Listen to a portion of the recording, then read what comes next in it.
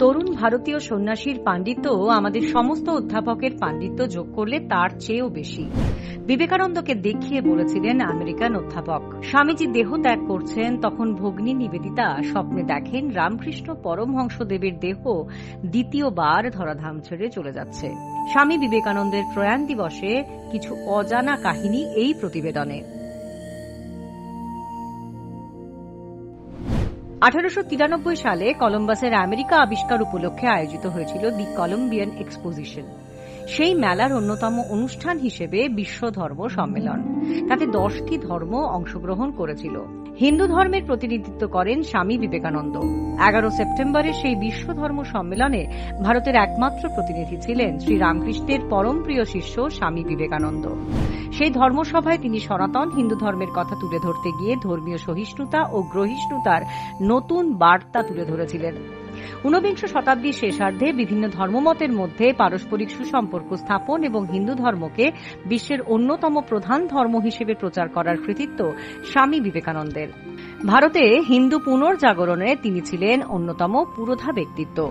সেই সঙ্গে ব্রিটিশ ভারতে তিনি ভারতীয় জাতীয়তাবাদের ধারণাটি প্রবর্তন করেন। যদিও প্রথমে শিকাগো ধর্ম মহাসভায় অংশগ্রহণের জন্য বিবেকানন্দের কাছে কোনো শংসাপত্র ছিল না। পরে যখন বোস্টনে বিবেকানন্দ হার্ভার্ড বিশ্ববিদ্যালয়ের অধ্যাপক জন হেনরি রাইটের সঙ্গে দেখা করেন, অধ্যাপক রাইট বিবেকানন্দকে বিশ্ববিদ্যালয়ে বক্তৃতা দেওয়ার জন্য আমন্ত্রণ জানিয়েছিলেন।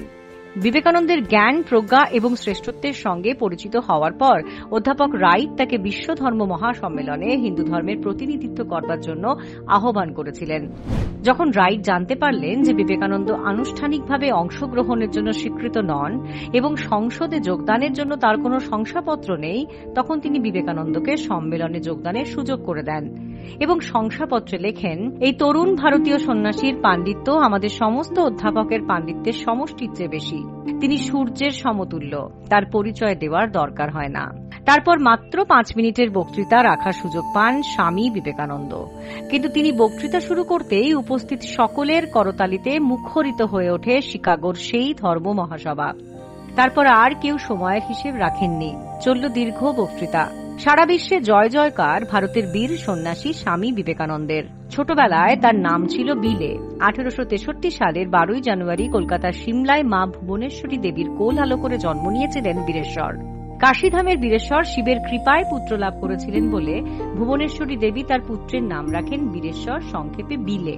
বিলে ছোটবেলায় এতই দুরন্ত আর রাগী ছিলেন যে মা ভুবনেশ্বরী দেবী বলতেন, অনেক মাথা ঘুরে শিবের কাছে একটা ছেলে চেয়েছিলাম, কিন্তু তিনি পাঠিয়ে দিলেন একটা ভূত। এই বীর সন্ন্যাসী দেহ রাখেন মাত্র 39 বছর বয়সে। অথচ জানলে অবাক হবেন, বিবেকানন্দ নিজের মৃত্যুর ভবিষ্যৎবাণী করেছিলেন। শঙ্করের লেখা জানা অজানা বিবেকানন্দ বই থেকে জানা যায় 1902 সালের 2 জুলাই শিষ্যা ভগিনী নিবেদিতাকে নিজের হাতে খাইয়েছিলেন বিবেকানন্দ। গুরুর মৃত্যুর পর এই তথ্য নাকি সামনে আনেন নিবেদিতা। যেদিন তাকে নিমন্ত্রণ করে বিবেকানন্দ খাইয়েছিলেন, সেদিন নাকি কথা আকার ইঙ্গিতে নিজের মৃত্যুর কথা জানিয়েছিলেন স্বামীজি। তবে শিষ্যা নিবেদিতা তখন তা বুঝতে পারেননি। তবে স্বামীজির মৃত্যুর পর তিনি সবই বুঝতে পারেন। লেখক শঙ্করের বই থেকেও জানা যায়, যখন স্বামীজি দেহ ত্যাগ করছেন, তখন ভগ্নী নিবেদিতা স্বপ্নে দেখেন রামকৃষ্ণ পরমহংসদেবের দেহ দ্বিতীয়বার ধরাধাম থেকে চলে যাচ্ছে।